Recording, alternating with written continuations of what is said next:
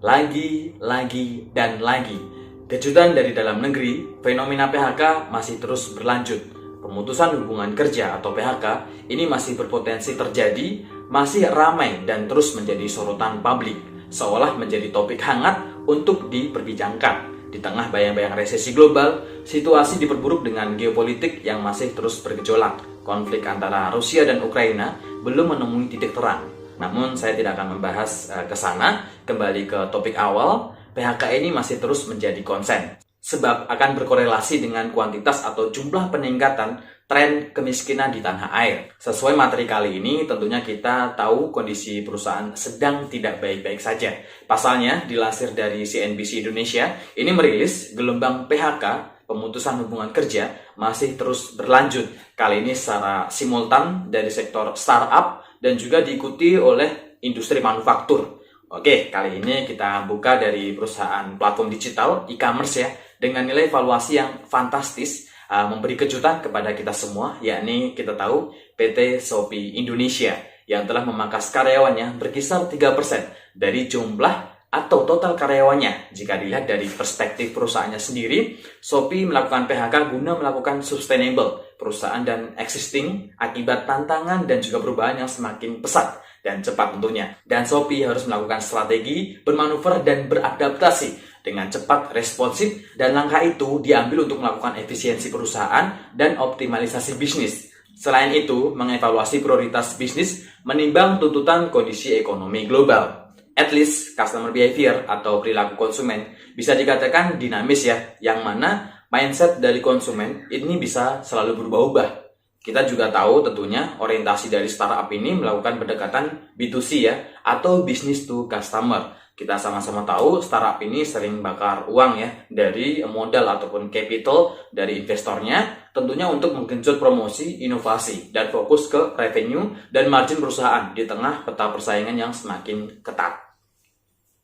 Kemudian adalah perusahaan jasa e-commerce PT GoTo atau Gojek Tokopedia, setidaknya telah memangkas 1.300 karyawannya. Jumlah itu sekitar dari 12 dari total karyawan di semua negara untuk melakukan efisiensi perusahaan di tengah tantangan perubahan bisnis yang semakin cepat. Perusahaan dituntut beradaptasi dengan responsif untuk keberlangsungan perusahaan yang sustainable, memastikan kesiapan perusahaan dalam menghadapi tantangan dan mempercepat kemandirian finansial, ujar dari manajemen GoTo dan juga dilansir dari sindonews.com. PHK di sektor teknologi e-commerce tentunya juga disinyalir terdapat indikasi investor kurang melirik ya perusahaan startup untuk invest ke kapitalnya. Faktor investor ini tidak tertarik ya dengan startup sebab startup ini kurang menjanjikan di mata investor menimbang dari margin dan juga revenue dari perusahaan. Lalu, kabar buruk menimpa JDID. Kita tahu JDID merupakan salah satu perusahaan The Big Ten e-commerce di Indonesia. Juga tak luput dari bayang-bayang PHK. Setidaknya, JDID ini per Desember tahun 2022 telah memangkas kurang lebih 200 karyawan. Dari 30% total karyawannya, PHK ini dilakukan untuk beradaptasi terhadap tantangan perubahan bisnis yang sangat cepat. Dan kabar mengejutkan lagi, dikutip dari CNN Indonesia, JDID akan tutup permanen pada Maret 2023 dan 15 Februari akan stop pesanan. Sungguh ironi. Berikutnya bergeser ke sektor industri manufaktur, yakni produsen sepatu merek Nike, PT Nikomas Gemilang, pabrik di Serang, Banten. Para karyawannya telah menelan pil pahit. Setidaknya perusahaan akan memangkas 1.600 karyawannya guna langkah efisiensi perusahaan dan dengan opsi diminta untuk mengundurkan diri. Dampak dari lemahnya permintaan pasar global dan juga ekspor lesu, lemahnya permintaan ekspor, sebab perusahaan PT Nikomas ini mengandalkan orientasi ekspor. Ibaratkan cashnya, supply chain-nya berjalan, namun untuk demand ataupun permintaan pasar ini menurun secara drastis. Bahkan yang bikin mencengangkan lagi, industri sepi orderan dan permintaan anjlok secara signifikan.